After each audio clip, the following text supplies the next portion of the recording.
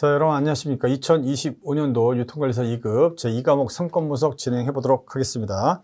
자, 우리 유통관리사 4과목 중에서 두 번째 과목 3권 분석이 그래도 가장 점수가 잘 나오는 과목이죠. 여러분들 고득점할 수 있는 과목이기 때문에 자, 1과목에 비해서 분량이 반도 안 되죠. 반도 안 되는 데서 20문제가 나오고 배점은 동일하게 100점이란 얘기죠. 그래서 여러분들이 전략적으로 이제 공부해야 될 과목 중에 하나가 바로 상권 분석이다. 나왔던 문제들이 반복적으로 나오기 때문에 기출문제를 많이 섭렵할수록 여러분들 점수가 높아질 것이다 라는 말씀을 드리겠습니다. 자, 우리 이제 4과목 보면 1과목이 유통물류 일반이죠. 유통물류 일반. 유통물류 일반은 상당히 범위가 넓어요. 지금 SCM이 떨어져 나갔음에도 불구하고 범위가 상당히 넓습니다. 이 과목은 상권 분석. 3과목은 유통 마케팅이죠. 유통 마케팅.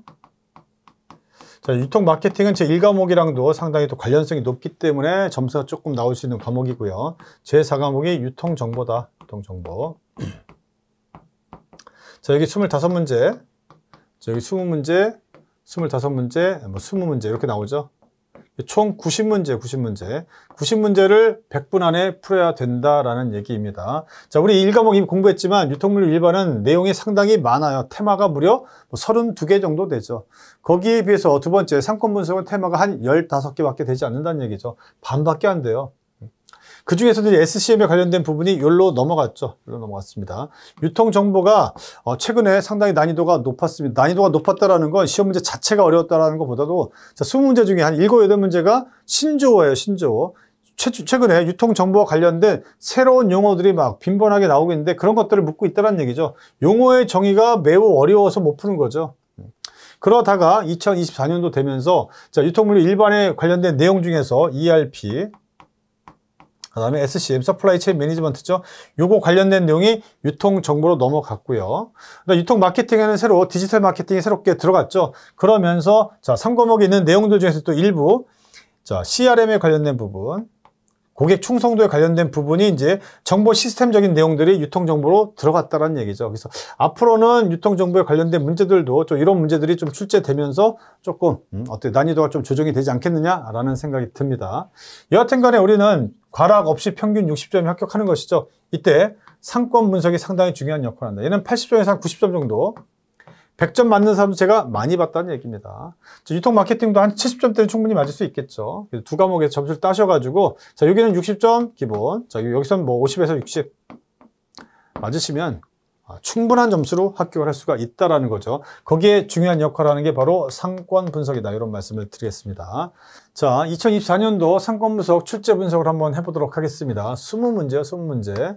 유통 상권 조사, 입지 분석, 그 다음에 출점 및 개점 전략인데 최근에 여기서 출제가 많이 되고 있습니다. 예전에는 한 2~3문제 정도 출제됐다가 최근에는 5문제까지 이게 빈번하게 늘고 있습니다. 빈도수가 늘고 있다라는 거예요. 거기에는 이제 법률적인 규정들이 출제되고 있습니다. 특히 건축법이라든가 아니면 상가 임대차 보호법, 상가 임대차 보호법 이런 법률 규정들이 반복적으로 출제가 되고 있어요. 기출문제, 법규 문제들은요 반복적으로 출제되는 경향이 좀 있습니다. 자, 건축법 관련돼서는 뭐 건폐율이라든가 용적률 이런 부분들, 건폐율, 용적률 뭐 이런 부분 출제가 잘 되고 있다.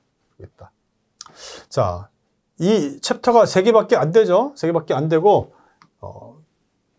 볼륨 자체가 우리 1과목이 반도 안 되기 때문에 여러분들이 집중해서 공부를 하시고 그다음에 기출문제 많이 풀어보시면 8, 90점 충분히 맞을 수가 있다는 얘기죠. 그 중에서도 챕터 1 유통 상권조사, 상권조사에 관련된 부분이 그래 출제가 제일 높아요. 한 50% 가까이. 예전에 50% 넘었는데 최근에는 자, 출점 및 개점 전략에서 문제가 조금 늘면서 여기 있는 문제가 일로 좀 내려갔죠. 그래서 최근에는 11문제, 9문제, 7문제. 여기 9문제가 나왔는데 9문제 중에 일부는 요거랑 또 관련성 있는 문제들이 좀 있습니다. 그래서 여기 한 50% 가까이, 여기는 30%에서 한 40% 정도 출제가 되고 있다. 여하튼 간에 여러분들이 고득점 하기 위해서는 여기 아주 중요하다. 챕터 1 유통 상권 조사가 매우 중요하다는 말씀을 드리고요. 그렇다면 유통 상권 조사는 어떻게 구성이 되어 있는지 한번 보도록 하겠습니다. 챕터 1부터 챕터 6까지 구성이 되어 있는데 상권의 개념 부분 가장 기본적인 문제죠. 그 다음에 상권 조사, 그 다음에 상권 분석의 기초 이론들, 그 다음에 상권 분석 기법 중에서도 서술적 기법, 그 다음에 규범적인 기법, 확률적인 기법인데 여기서 문제가 쏟아집니다. 문제가 쏟아져요. 그 다음에 여기서도 계산 문제, 계산 문제가 출제될 수가 있겠다. 계산 문제는 두 가지가 나오는데 하나는 규범적, 그래서 뭐 크리스탈러의 그 중심지 이론도 있지만 중력 모형 있죠. 중력 모형에 관련된 부분이 출제가 되고 있다. 레일리의 소매 인력 법칙, 뭐 다른 말로 하면 소매 인력 법칙. 소매 인력 내지는 인력이 끌어당기는 거잖아요. 중력의 법칙이 똑같은 거예요.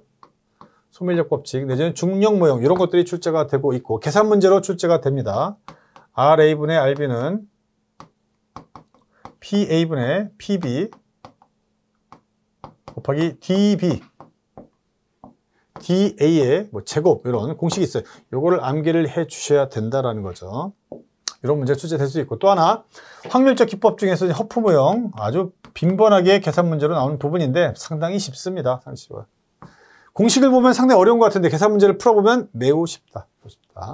그 밖에 GIS 관련된 부분도 한 문제씩 그 다음에 티슨의 다각형 모형 등 여러 가지 모형이 있는데 이런 것들이 출제가 된다. 자, 테마 1번부터 한번 쭉 한번 보도록 하죠. 테마 1번은 상권의 개념입니다. 가장 기본적인 내용이죠. 포인트 1 보면 상권의 개념, 그 다음에 상권 영향 인자라고 되어 있는데 인자란 말도 이것도 별로 좋은 얘기는 아니죠. 대부분의 책들에 이렇게 써있기 때문에 쓰긴 했는데 상권 영향 요인이죠. 상권에 영향을 미치는 플러스면 이런 거죠. 상권에 영향을 미치는 요인들 팩터스 자, 이렇게 보시면 되겠습니다. 이게 길어가지고 이제 줄여서 그냥 상권 영향 인자 이렇게 했는데 상권에 영향을 미치는 요인들 이렇게 보시면 되겠습니다. 인자라는 단어도 저것도 일본식 용어예요. 일본식 용어. 자, 우리 보면 일본식 용어가 참 많이 있죠. 다 없애야 되는데, 그죠? 자, 1번 보면 상권의 정의 개념입니다. 자, 상권이란 상업지역이 영향을 미치는 범위 내지는 한 점포 하나 또는 점포 집단이 고객을 흡인할 수 있는, 끌어들일 수 있는 지리적인 범위, 지리적인 구역을 우리는 상권이라고 한다. 상업지역이에요. 자, 근데 중요한 건 뭐죠? 한 점포 하나가 어떤 상권을 구성할 수도 있다는 거예요. 만약 스타필드가 하나 딱 들어왔어요. 스타필드가 하나 딱 들어오면 그 지역에 상권이 하나 형성이 되는 거예요. 스타필드 하나 때문에 상권이 생기기도 한다는 거죠. 한 점포 또는 점포들의 집단입니다. 점포 집단들이 고객을 흡인할 수 있는 지리적인 범위다라고 되어 있죠. 만약에 가구단지가 생겼어요. 가구단지에 여러 점포들이 있단 말이죠. 얘네들이 하나의 집단을 이루어가지고 상권을 형성할 수도 있다라는 것이죠. 그래서 한 점포 또는 점포들의 집단이 고객을 흡인할 수 있는, 끌어들일 수 있는 지리적인 범위를 얘기한다. 여기는 도매상권, 소매상권을 모두 포함한다라고 되어 있습니다. 도매상권, 도매상권이란 게 있고 소매상권이란 게 있다. 어떤 게 크겠어요? 범위로 보면 얘가 크겠죠, 당연히. 도매상권은 상당히 크다라고 보시면 되겠습니다. 자, 우리 도매상인, 우리나라에 도매상인이 많지 않지만 미국이라든가 캐나다라든가 브라질이라든가 땅덩어리가 큰 나라 같은 경우는 거점별로 도매상인들이 있단 말이죠. 걔네들이 큰 역할을 해준다는 거예요. 상권이 클 수밖에 없죠.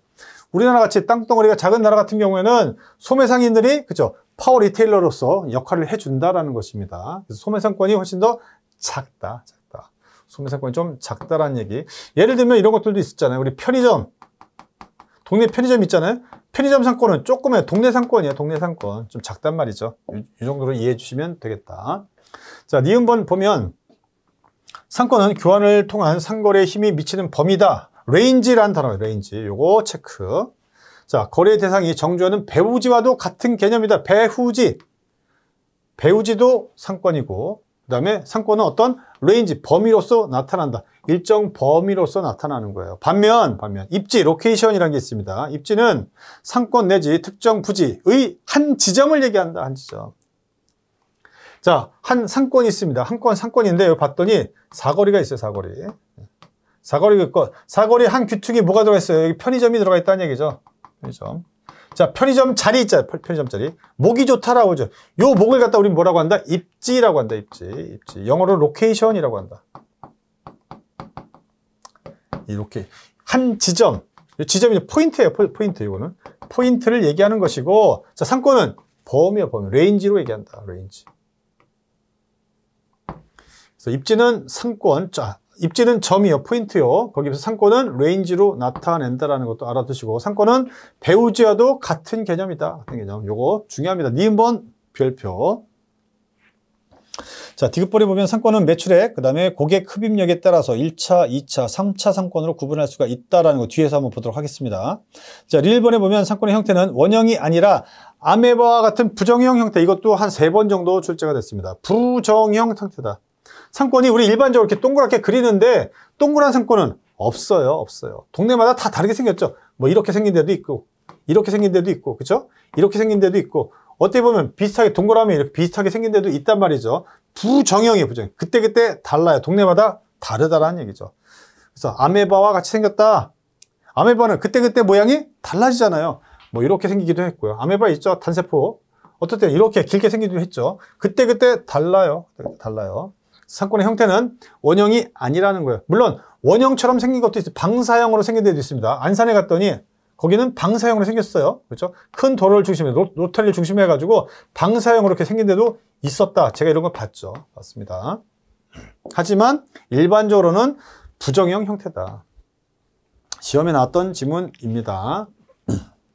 자, 근데 팁 부분에 보면 상권과 유사한 개념들이 있죠. 상권, 상세권, 판매권, 거래권. 이것도 예전에 두어 번 출제됐었는데 최근에는 이런 문제는 좀 잘 안 나오는 것 같아요. 한 번만 팁으로 봐주시기 바라고요.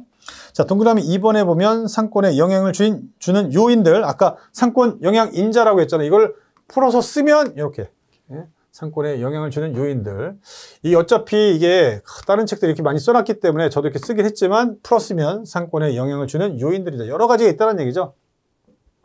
상권은 지리적, 공간적인, 원래는 지리적인, 공간적인 범위라고 볼 수가 있겠죠.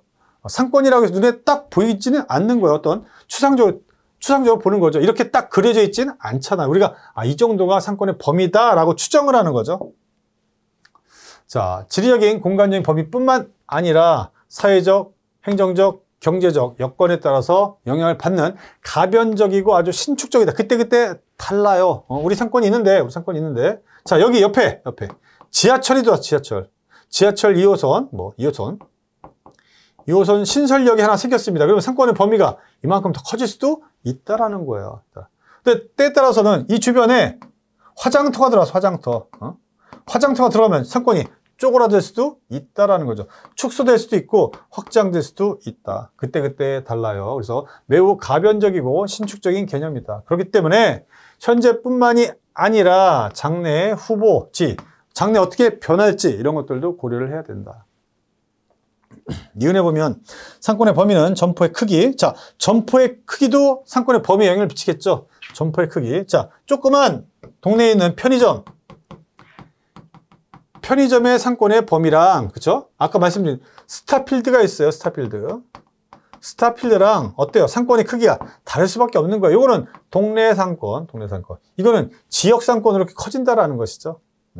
스타필드가 하나 들어오려면 인구가 적어도 한 100만 명 이상 돼야 돼요.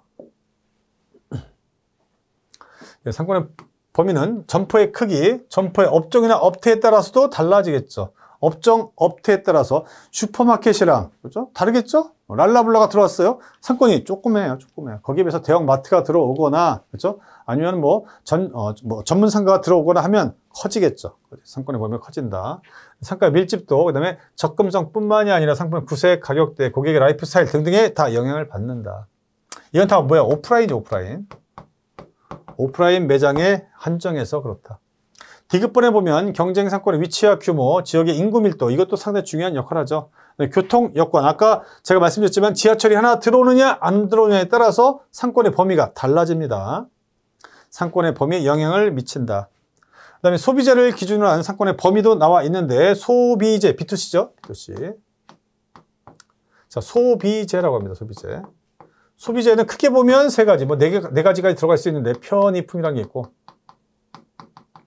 그 다음에 선매품이라는 게 있고, 또 하나는 전문품 이런 것들이 있다. 이거 말고 이제 비탐색품 이런 것들도 있는데, 자, 소비재가 이렇게 되어 있는데, 이 중에서도 전문품의 상권의 범위가 제일 넓다라는 거죠. 편의품, 일상용품이에요. 편의점 생각하시면 됩니다. 편의점은 상권이 요만하고, 자, 전문품점, 이건 상당히 크다라는 거죠. 전문품을 사고 파는 데들은 꽤 크다. 프리미엄 아울렛 이런 것들 여기 해당하겠죠. 얘네들은 꽤 크죠. 기역, 니은, 디귿, 리을 다 시험에 나왔던 지문들이기 때문에 체크해서 보시고, 동그라미 3번에 보면 상권의 특성, 그다음에 분석의 중요성 나와 있는데 앞에 나와 있는 내용이랑 거의 대동소이합니다. 체크해서 보시기 바라고요. 자, 우리는 동그라미 큰 2번 상권 분석의 목적으로 넘어가도록 하겠습니다. 상권 분석의 목적을 보면 뭐 한 6가지 나와 있죠. 6가지 정도. 6개 나와 있는데 뭐 어려운 내용은 하나도 없어요. 어려운 내용 하나도 없습니다. 상권 분석을 통한 특정 지점에서의 입지 선정 계획 및 임대료 수준도 파악을 해야 된다. 우리 상권 분석을 하는 거 왜요? 상권 분석을 하는 이유는 거기서 장사하기 위한 거잖아요. 영업을 하기 위한 거다. 목적 자체가 이거죠. 목적 자체가 영업을 하기 위한 거예요. 그래서 상권 분석을 통해서 특정 지점, 자, 여기 보니까 이런 데가 있는데 이 중에서도 이런 여기가 좋은지 여기가 좋은지, 그렇죠? 여기가 좋은지 이런 것들을 분석해야 된다라는 거죠. 입지 선정 계획, 그 다음에 임대료 수준도 파악을 해야 된다. 야, 같은 상권 범위이지만 임대료가 수준이 다 다를 수가 있다라는 거죠. 어때요? 중심에서 멀어질수록 임대료는 싸질 수밖에 없는 겁니다. 없는 거예요. 그 다음에 마케팅 광고, 그 다음에 홍보 전략도 수립을 할 수가 있겠고요. 그 다음에 잠재 경쟁자의 입점 가능성, 특히 상권 분석할 때 가장 중요한 것 중에 하나가, 자, 경쟁자가 어디 있느냐를 파악하는 거죠. 그 경쟁자의 수가 많이 있는지, 퍼져 있는지 이런 것들을 보는 거 가장 중요한 거. 상권 분석을 왜 하느냐? 한마디로 물어본다면 경쟁자 분석이에요. 경쟁자 분석을 하기 위해서 상권 분석을 한다. 이렇게 얘기하더라도 이거 지나치지 않을 만큼 상당히 중요한 부분입니다. 그래서 상권 분석에서 가장 중요한 것은 경쟁자를 분석하는 것이다. 가로치고 경쟁자 분석 써놨죠? 이게 중요합니다. 별표. 상권 분석은 경쟁자 분석이라고 봐도 무방할 만큼 중요하다. 세 번째, 배우지 소비자들의 구매력 분석을 통해서, 자, 소비자들의 구매력도 분석을 해야 된다. 그래서 뒤에 가면 구매력 분석 관련된 부분도 또 출제가 되고 있습니다. 자, 구매력 분석을 통해서 예상 매출액 추정, 그 다음에 라이프 스타일 분석을 해야 된다라는 거. 특히 중요한 것은 매출액 추정 부분이 중요해요. 매출액 추정. 매출액을 추정하는 방법 나옵니다. 뒤에 가면 유추법. 매출액을 추정하는 방법들이요. 최근에는 GIS를 통해서, GIS 분석을 통해서도 매출액 추정이 가능합니다. 가능해요. 근데 허프 모형도 마찬가지고, 허프 모형도 매출액 추정이 가능하다. 그 다음에 경쟁 점포의 양립성. 자, 보면 또 나왔잖아요. 경쟁 점포. 자, 경쟁 점포가 또 나왔습니다. 경쟁 점포가 양립할 수 있는지 아니면 차별성. 자, 두 가지를 동시에 분석을 해야 돼요. 자, 경쟁 점포가 있는데, 내가 여기 있고요. 내가 여기 들어가려고 하는데 경쟁자들이 막 있다라는 거예요. 경쟁자가 있는데 경쟁자 중에서도 양립할 수 있는 애가 있어요. 양립성, 컴패터빌리티. 함께 할 수 있는 애들이 이제 공존할 수 있는 거죠. 이거는 공존 가능성. 공존할 수 있는지 아니면은 내가 공존할 수 없기 때문에 차별화를 해야 되는지, 차별화해야 되는지 이걸 갖다 분석을 꼭 해야 된다. 자, 뒤에 가면 우리 파트 2인데 거기 가면 넬슨이라는 사람이 있어요. 넬슨의 입지 8원칙이라는 게 있어요. 입지 8원칙. 여기에 가면 또 양립성이니 이런 것들을 공부를 하게 된다. 양립한다라는 거, 함께 공존할 수도 있다라는 것이죠.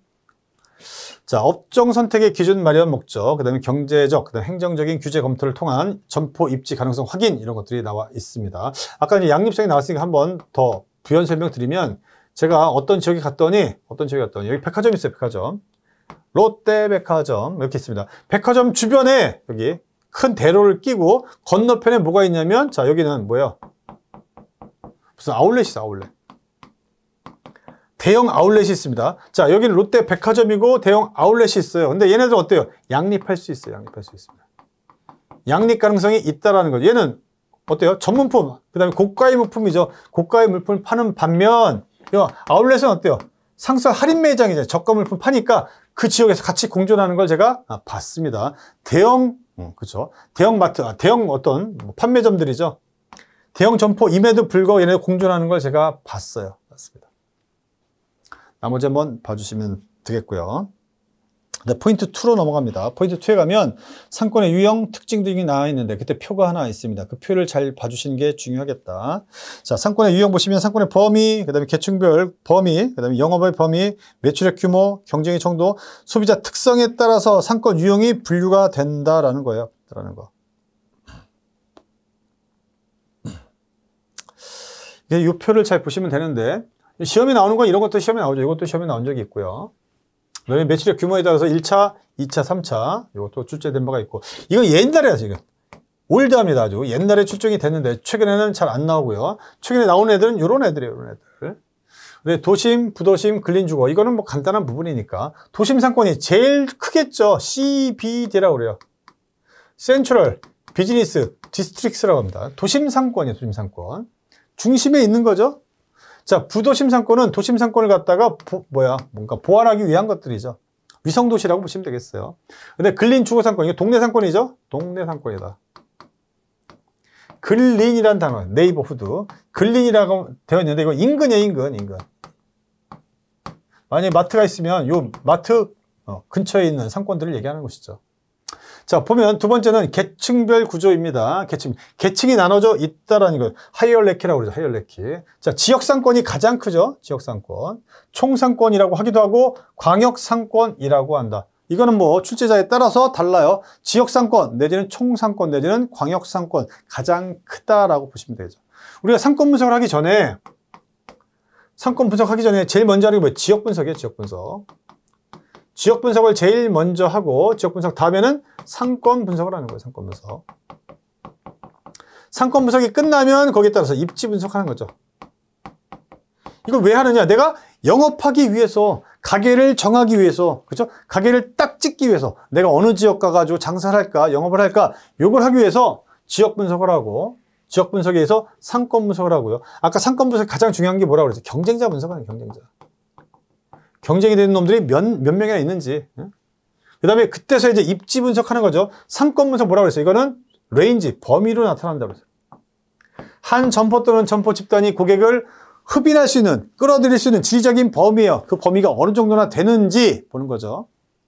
거기에 비해서 이제 입지 분석은 뭐죠? 이제 내가 실제로 영업할 그 지점이야. 특정 지점. 포인트죠. 포인트.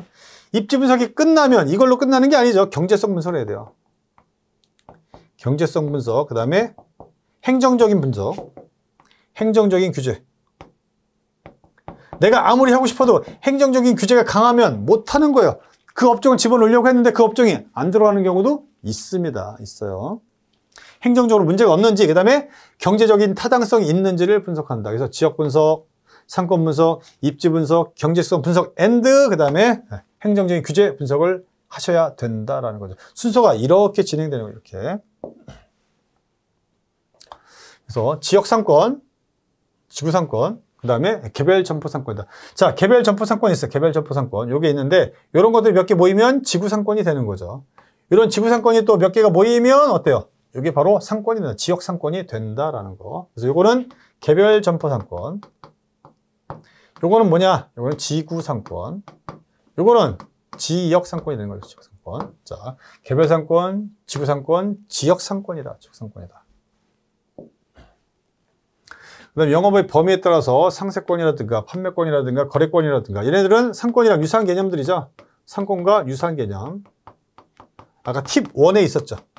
그 다음에 점포의 매출액 규모에 따라서, 아니 흡입력에 따라서, 매출액 규모 또는 고객의 흡입력에 따라서 1차 상권, 2차 상권, 3차 상권, 3차 상권을 우리는 한계 상권이라고 한다. 1차 상권은 우리 점포를 이용하는 고객들이 가장 많은 범위, 여기 1차 상권이요. 전체 매출액 중에 한 70% 이상. 2차 상권이 있겠죠. 한 20, 30%. 자, 3차 상권은 여기에요. 3차 상권. 내지는 한계 상권이라. 마지널이죠. 마지널. 여길 지나가면 우리 상권이 아닌 거. 여기는 다른 상권이 돼버리는 거예요. 다른 상권. 1차, 2차, 3차. 점포의 매출액 규모 또는 고객의 흡입력에 따른 분류라고 보시면 되겠습니다. 그 다음에 이건 아까 올드하다고 했는데 최근에 안 나왔어요. 이거. 안 나온 지 한 6, 7년 됐습니다. 이거. 과다상권, 뭐 포화상권, 과소상권 이런 것들이 있는데 포화상권이 안 좋은 게 아닙니다. 포화됐다는 건 이미 꽉 찬 거죠. 수요와 공급이 적정하게 그렇죠. 유지되고 있는 거. 이게 바로 포화상권이라고 볼 수가 있겠습니다. 소비자의 특성에 따라서 최근에 이것도 출제가 됐습니다. 목적형 상권, 그 다음에 비목적형 상권 이런 것들도 있습니다. 자, 일단 이 표를 잘 봐주시고요. 그 표를 갖다가 이제 상세하게 설명을 해놨죠. 1번에 보면 상권의 범위에 따른 분류가 나왔죠. 도심, 부도심, 근린상권 쭉 나와 있습니다. 아까 도심 상권 제가 뭐라 해요? CBD라고 그랬죠. 센트럴, 비즈니스, 디스트릭트. 어떤 지역이죠. 상업지역. 아니면 상업지역이라고 하기도 하고 중심상업지역 아니면 중심상업지구라고 얘기하는 경우도 있어요. 일단 그걸 우리 CBD라고 한다. 자, 얘네들을 포함하는 도시의 중심상권이다라는 거. 자, 여기나 터미널 등 대중교통의 중심지다라는 거. 접근성이 가장 좋은 상권이 바로 도심상권이다. 도심. 자, 부도심 있습니다. 부도심은 도심상권이 너무 커지다 보니까 어때요? 얘네들 수요를 다 받쳐주지 못하니까 보충적으로 보완하기 위한 것들. 위성도시라고 보시면 되겠어요. 도시규모 확장에 따라서 여러 지역으로 인구가 분산, 산재돼서 생긴 지역이다라는 거. 뭐 이런 것들 보시면 되겠고. 그 다음에 근린상권, 아까도 말씀드렸지만 네이버후드, 동네. 인근. 근린이란 단어는 다른 말은 인근이야, 인근. 인근 지역이라고 보시면 되겠습니다. 사람들이 일상적으로 자주 쇼핑하거나 외식을 즐기는 상업지다. 생활 밀착형 업종의 점포들이 입주하는 경향이 있다.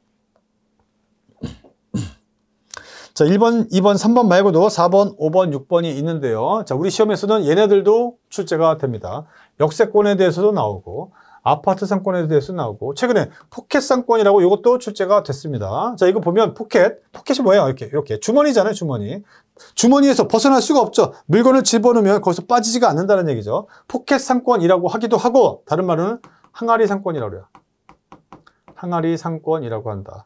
들어가면 안 나온다라는 거죠. 안 나온다라는 거. 포켓이 뭐냐면 여기 상권이 일정 상권이 있는데 이 주변이 둘러싸여 있어요. 여기 산이라든가 강이라든가 이런 게 둘러싸여가지고 한번 나오면 바깥으로 못 나간다라는 거예요. 여기서만 소비가 이루어지는 거예요. 이렇게 만들어진 지역이 실질적으로 있습니다. 그린벨트를 기준해서 그린벨트가 여기 공기가 얼마나 좋아요. 여기 주거지가 형성이 되는 거죠. 주거지가 형성이 되면서 일정 부분은 상업지로 개발이 되는 거죠. 이런 상업지가 뭐가 되는 거예요, 이게? 바로 포켓 상권이 되는 겁니다. 자, 여기 살고 있는 사람들이 바깥으로 벗어나질 않는다는 얘기예요. 다른 바깥으로 가서 소비하지 않고 이 내에서만 대부분 소비가 이루어지는 아주 좋은 상권, 포켓 상권 내지는 항아리 상권이라고 한다. 독립상권이라고도 부르면 상권 내 고객이 외부로 유출되지 않아 외부 상권의 영향을 거의 받지 않는다라는 것이죠. 도로라든가 산, 경계로 둘러싸인 상권. 제가 이렇게 봤죠. 그린벨트로 이렇게 둘러싸인 지역들이 있습니다. 우리 대부분 아파트 상권에 많이 살고 있죠. 인근 아파트 거주, 고객의 비중이 높다라는 거. 안정적인 수요가 확보 가능하지만 외부에서 굳이 그 아파트 상가를 갖다가 이용하려고 또 오지도 않는다라는 거예요. 외부 고객 위에는 조금 어렵다. 아파트 상권은 중대형 면적이 많은 가구일수록 어때요? 대형 편수가 아파트가 이렇게 구성이 되어 있는데, 아파트 단지가 구성이 되어 있는데, 요 단지는 평형이 커요. 평형이 다 50평대, 60평대 그래요. 여기는 소시민들 많이 살고 있죠, 여기는.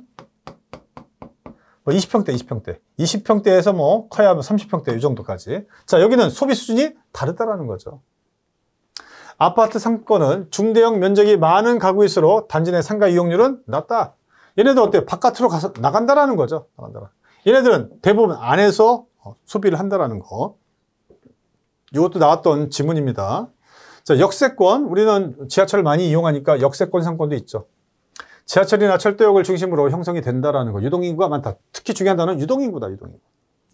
유동인구가 많다. 유동인구란 말은 뭐냐면 그 용어의 정의를 알고 계셔야 돼요. 유동인구가 왔다 갔다 하는 인구가 아니에요. 이게 어떤 특정한 목적을 가지고 있지 않은 사람들이에요. 그냥 왔다 갔다 하는 거, 진짜 왔다 갔다 하는 거. 특정 목적을 가지고 있으면 그건 뭐예요? 어떤 비즈니스 목적을 가지고 있다라든가 쇼핑 목적을 가진 사람이 아닌 거예요. 왔다 갔다 하는 사람들, 유동인구라고 하죠. 그래서 유동인구가 많고 지상과 지하, 부지를 입체적으로 연계해서 개발한 게 바로 역세권 상권이다. 그 다음에 2번에 보면 상권의 계층성, 하이얼레키가 나오죠. 그래서 지역상권, 지구상권, 개별점포상권 이미 다 말씀을 드렸어요. 개별점포상권 있으면 개별점포, 하나의 점포가 그렇죠? 어떤 상권을 구성한다라는 것이죠. 이런 개별점포상권들이 모이면 지구상권이 되는 거고 지구상권이 또 몇 개가 모이면 지역상권 내지는 총상권 아니면 광역상권이 된다 하더라. 그 다음 거 한번 보도록 하겠습니다. 그 다음 거는 앞에서도 박스에서 봤던 건데 매출액, 그 다음에 고객 흡입력에 따른 계층성입니다. 1차 상권, 2차 상권, 3차 상권이에요. 여기가 이제 1차 상권이에요. 1차 상권. 매출액이 가장 많이 발생하는 곳이죠. 여기가 2차 상권이 되겠죠. 2차 상권. 2차 상권은 그 다음. 자, 여기는 한계 상권이요. 3차 상권 내지는 한계 상권. 여기까지만 우리 상권이라고 보는 거고, 여기는 우리 상권이 아닌 것이죠. 자, 1차 상권. 4. 상권 조사 시 분석의 중요성이 가장 큰 상권이다. 도보로 10분 내외 매출액 뭐 60에서 75% 이렇게 담당한다라는 것이죠. 2차 상권 점포 매출액 15에서 20% 정도 이렇게 돼 있다. 선매품 위주다. 3차 상권은 한계 상권이다. 1차, 2차 상권에 포함되지 않은 상권으로서 상권의 경계 부분이 되는 지역으로 포괄적이고 광범위하게 되어 있다. 매출액의 10% 정도 차지한다. 뭐 그림을 보시면 1차, 2차, 3차 여기까지가 우리 상권이에요. 여기까지가 우리 상권인 것이고, 여기 바깥으로 나가면 우리 상권이 더 이상 아니다. 자, 3번에 보면 개별 점포 상권의 특징이 나와 있죠. 동그라미 1번, 2번, 3번, 4번 쭉 나와 있습니다. 시험에 아주 잘 나오는 게 여기에요. 이게 포인트죠. 포인트. 별표가 떠 있습니다. 다음 중 개별 점포 상권의 특징이 아닌 것은 이런 거죠. 점포의 규모가 클수록 그 상권은 크다라고 말씀드렸죠. 자, 동네 편의점, 스타필드 말씀을 드렸습니다. 두 번째, 전문품, 선매품을 취급하는 점포의 상권이 그렇죠. 편의품, 소비재 관련돼서 편의품, 선매품, 전문품. 얘가 제일 크고 그 다음에 얘가 제일 작다. 자, 이게 종합편입니다. 자, 교통편이 좋은 곳이나 그 다음에 집심성 점포, 이제 뒷부분에 나올 건데, 집심성 점포란 뭐냐면 집자가 모일 집자예요. 집합할 때 집자죠. 집자. 집심성. 자, 집심이란 게 뭐냐면 집은 집합이에요. 집합 모이란 얘기죠. 모여 있다는 얘기예요. 뭐 힘은 마음심자인데 마음심이 아니라 뭐예요? 도심이에요. 도심 한가운데 이렇게 몰려 있다라는 거죠. 몰려 있을수록 상권의 크기가 커지는 것들이죠. 이거 갖다 우리 집심성 점포라고 한다. 뭐 영어관이라든가, 그렇죠? 뭐 대표적인 이런 것들이죠. 아니면 관공서라든가, 아니면 또 뭐 있어요? 뭐 은행이라든가, 뭐 아니면 전문점이라든가 이런 것들 집심성 점포라고 하죠. 자, 얘네들이 밀집해서 위치한 점포일수록 상권이 크겠죠. 당연히 크다. 영화관 하나 들어오면 그 동네 사람들만 이용하나요? 저쪽 동네에서도 온단 말이죠. 영화관 하나가 뭐 조그만 동네마다 있는 게 아니잖아요. 자, 지명도가 높은 상점이거나 개성이 강한 상품을 취급하는 브랜드 가치가 높은 애들이죠. 브랜드 평판이 높은 애들, 아니면 그런 상품을 취급하는 점포일수록 멀리서라도 찾아가는 것이죠. 뭐 만약에 명동 교자, 명동 만두, 아니면 명동 뭐 칼국수 유명하잖아요. 멀리서도 거길 찾아간다라는 거예요. 다섯 번째도 여러 번 출제가 됐습니다. 운송비라든가 판매비 등의 제반 비용이 적을수록 상권의 범위는 넓어진다. 자, 우리나라가 이렇게 있습니다. 이렇게 있는데, 자, 운송비가 싸요. 그건 멀리까지 갈 수 있다는 거잖아요. 판매비도 싸요. 그럼 멀리까지 갈 수 있다는 얘기예요. 상권의 범위는 넓어진다. 그 다음에 오래 보존할 수 있는 내구재일수록 상권의 규모는 넓어진다라는 지문도 한번 나온 적이 있으니 체크해서 보시기 바라고요. 자, 4번은 구매 습관에 의한 상권의 분류인데 편의품, 선매품, 전문품 뭐 이렇게 되어 있는데, 이거는 뭐 마케팅에서 나오는 부분이니까 알아두시기 바라고. 맨 밑에 보면 팁 부분이 있습니다. 상권의 범위 최종 마지막 요약 정리죠. 별표 쳐주시고요. 전문품, 선매품, 편의품 순, 그 다음에 운송비, 판매비 등의 제반 비용이 적을수록 범위는 넓어진다. 대형 점포일수록 상권의 범위는 커지고 유명 점포일수록 넓어진다 등등 되어 있습니다. 그래서 이 부분이 시험에 나오는 부분들이니까 잘 알아두시고, 또 하나는 상권의 용어의 정의, 한 점포 또는 점포 집단이 고객을 흡인할 수 있는 지리적인 범위, 1차, 2차, 3차 상권, 지역상권, 지구상권, 그 다음에 뭐 있어요? 또 하나는 그렇죠, 개별 점포 아니면 인근 상권, 이런 것들을 꼭 기억해 주시기 바라겠습니다. 매우 중요한 내용들이었어요. 그 정도 보시고, 또 하나는 뭐 중요한 부분 중에 하나, 또 하나는 저희 상권은 레인지고, 또 하나는 입지는 포인트에 해당한다. 이런 말씀 드리면서 이번 시간 마무리하도록 하겠습니다. 다음 시간에는 테마 2가 되겠죠. 상권조사와 그 다음에 상권 분석의 기초 이론에 대해서 보도록 하겠습니다. 여러분 수고 많으셨습니다. 감사합니다.